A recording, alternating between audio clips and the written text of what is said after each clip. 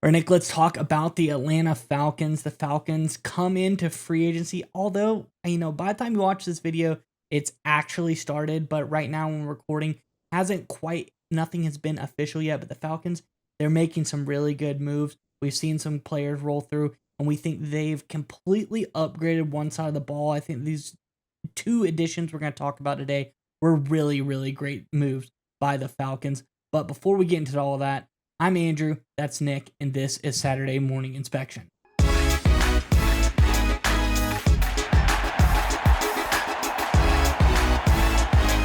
right, Nick, as I alluded to, the Falcons really, with two moves, completely upgraded one side of the ball for them. When we're talking about the defense, they got a lot of great guys coming down the pipe now through this free agency period. Let's get into the article, and then we'll break it down with the statistics on the other side.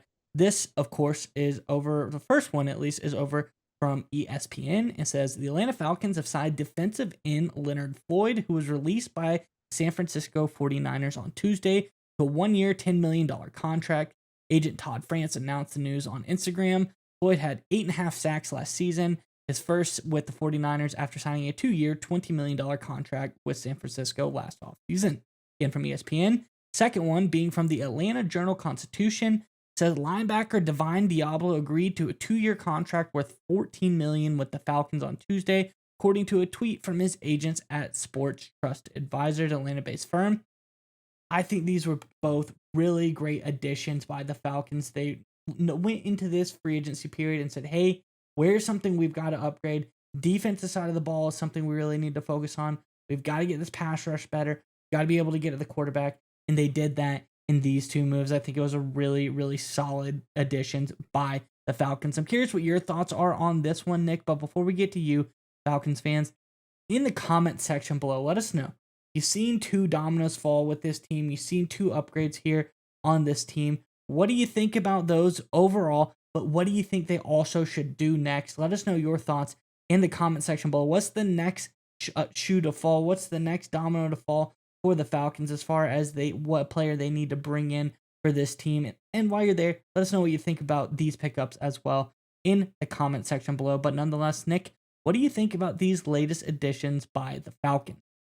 So I think they're awesome, right? In terms of the Falcons' execution, in terms of solving key problems for the defensive side of the football.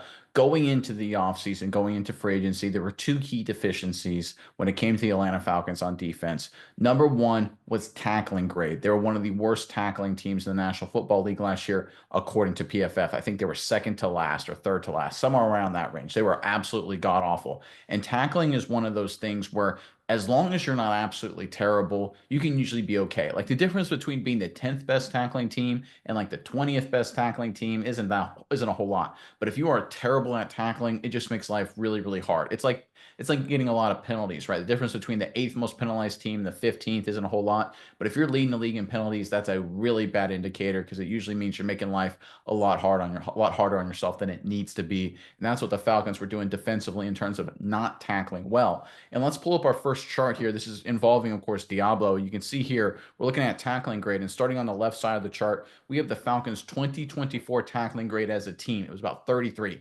33 out of 100. For any of those who forget the scale in terms of what their grades in high school or college or whatever, 33 is not good. The NFL average is around 50 something in the 50s, right? So the Falcons aren't too far off the average in terms of where their grading is, but the reality is 50 is the league average. The best teams are around 70s or so. So the Falcons are well below that average. It's not as bad as, you think the average may be around 75, but it's still grading out of 33 is still quite terrible. But here's the good news. Diablo is a tackling machine over his career. His average tackling grade is over 70, right around 71. So he is an above average, clearly looking at this table, looking at the data, tackler. So just with the addition of Diablo, the Falcons have accelerated their tackling improvement. Just one move is all it takes, and suddenly they go from being a bottom feeder, one of the worst teams in tackling, all the way up almost close to the league average. This is a phenomenal job by Atlanta Falcons front office.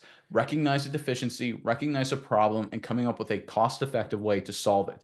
This is what smart teams do. This is what good teams do. The Atlanta Falcons, for better or worse, have made a number of moves for the past few years that haven't really worked out. They weren't necessarily the dumbest moves, but they weren't necessarily the smartest strategic moves either. This is a really solid roster move by the Atlanta Falcons. Again, we are bad at tackling. Let's go again. Let's go out there and get a really good tackling linebacker at a good price. That's what the Falcons did here with Diablo. Phenomenal job. But going to the second part of this, right? And of course, this was the more headline grabber, was defensive end Leonard Floyd. And if you think at the other Falcons' big problem on defense last year, it was their lack of productivity in terms of getting to the quarterback, getting sacks, right? They're one of the worst sacks teams in the NFL. And if the second chart here, you can see this is from ProFootballReference.com. The Atlanta Falcons were second to the New England Patriots. You can see right there, number 2 on the bottom on the left side, to getting sacks all the way on the right side of the chart right there. They had 31 sacks. The Patriots had 28. That 31 was the second fewest number in the National Football League. Obviously a big problem. So what do the Falcons go out and do? They signed Leonard Floyd, who is over the past 5 years since 2020 is one of the top 8 players in all of football in terms of getting sacks. Let's go ahead and go to our final graphic here. This is credit of Perplexity AI. Highly recommend anyone who's looking for an AI, go Perplexity, Chat GPT, Grok, all these other guys, they're fine. They got all the attention, but I think Perplexity is one of the best. But here are the top, it says top 10, but it's really top 8 sack leaders over the past 5 seasons. I took out the bottom 2 guys just to make the picture a little easier to see. You can see TJ Watt's number 1, Leonard Floyd, number 8 at 48 sacks. So here the Atlanta Falcons, again, at a good price, they went out and got a player to directly address a major problem. Let's look at Diablo again, right? They're terrible at tackling. They go out and get a good tackler at a fair price. Phenomenal work. They're terrible at getting sacks. They go out and get one of the top 8 most productive pass rushers in terms of physically sacking the quarterback that's around at a fair price. This is what good teams do. I'm going to keep hammering this home, right? There's a lot of question marks with the Falcons. What's going on with their head coach? Is he the right guy going forward? Everything with Kirk Cousins. A lot of concerns there. Some holdover issues from the Arthur Smith era. But I got to say, Atlanta Falcons, you guys have to be really excited by these 2 moves because this is what good front offices do. This is what the Chiefs, the Eagles, right? This is what those kind of teams do. The Lions throw them in there. That do a lot at the Patriots a long time under Bill Belichick. They make these kind of decisions, smart execution by the Atlanta Falcons front office. Not 1, but 2 awesome moves. Yeah, Nick, I agree with you completely. And to give a little insight, the Falcons, when you talk about tackling, when you talk about pass rush, they graded 3rd worst in the NFL, 30th overall in each of those categories, exactly the same. They were 30th in pass rush, they were 30th in tackling per PFF. So, like you said, pretty dang terrible. I don't know how much worse it could possibly be if you're that low on both of those, but to come out and say, hey, we got to immediately address those things. Those are what we have to do.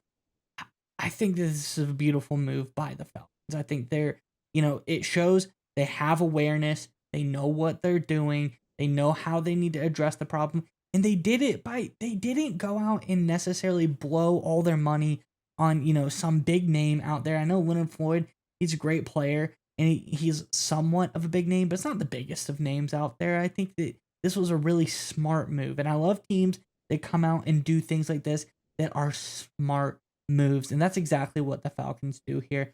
I love the Leonard Floyd move in particular. I think it's going to add a ton to this defense because you look at what they have on the other side. You bring in a veteran pass rusher. You have Arnold Ebiketie coming off of his best year in 2024. Did a really good job there. He's getting his pass rush grade up there.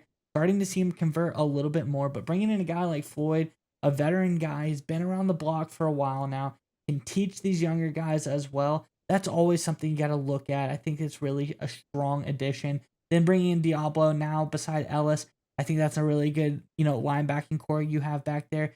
The sure tackledness, I think, is something very important, like you bring up. That's something that you just have to do. It's non-negotiable in today's NFL. You got to be able to tackle. Like you said, 20th to the top, it's really not that big of a difference. But when you're in the bottom 10, 12 teams in the NFL in tackling, it's a liability. It's really just something that you can't have happen.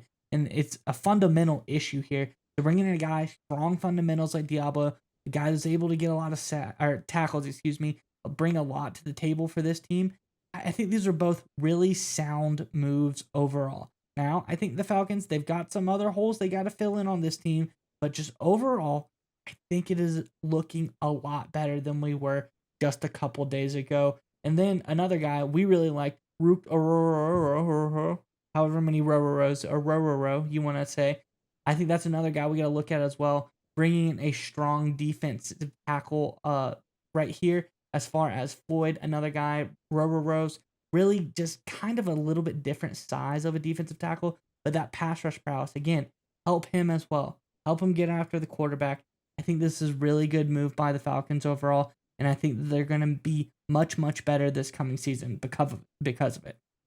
Yeah, that's a little inside joke there when it comes to Ruke right there. We did a film review of him a while back during the season, during an early performance of his, and we got I think I called it a row or something. I left out a row, and 500 Falcons fans corrected me. So that's a little inside joke there about the young defensive tackle. But look, let's give some credit to Atlanta for really aggressively diagnosing the problem and actually coming up with an accurate solution. It's a lot harder and a lot less common than you think. There's a lot of teams out there that realize, oh, we have to address a problem, but then go at it the wrong way, right? So, for example, let's take tackling. They are bad tackling teams. So what do? They go out and sign a linebacker, but they don't make sure he's a really good tackling linebacker. Maybe he's a great cover linebacker. Says, well, we needed linebacker help. We're bad at tackling, but they don't go out and get a guy who's great at tackling or at least above average. It happens all the time.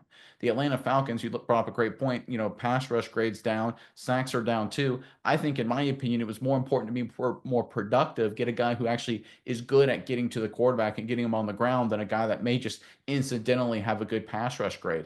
The Falcons recognized that was more important, and Floyd was the guy to do it.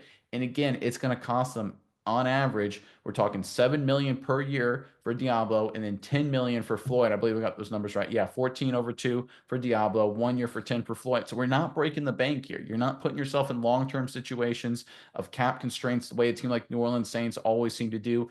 Very flexible, team-friendly deals that are directly addressing the problems on this Falcons defense. And I know a lot of people crap on Terry Fontenot and are very critical of the Falcons GM. And not, there are some moves, and I think that any GM across the National Football League should have to take their fair share of criticism, especially when the team hasn't won in a long time like the Atlanta Falcons. But we also have to give credit where credit is due. These are two really solid, really well executed front office moves. They didn't fall for like the big name flashy guys and overpay something crazy. I honestly would have been a little bit worried if they would have doled out like a 3-year, $60 million deal for like a Khalil Mack or something like that. And like, 34-year-old Mack lost a couple steps. Is he really worth that much money? Right. That was a concern I was thinking with the Atlanta Falcons going into this offseason. It didn't fall for that trap. Good solid moves here from the Falcons going forward. Obviously, there's more time in free agency. They have some other holes to address in the draft beyond it, but so far so good for Atlanta.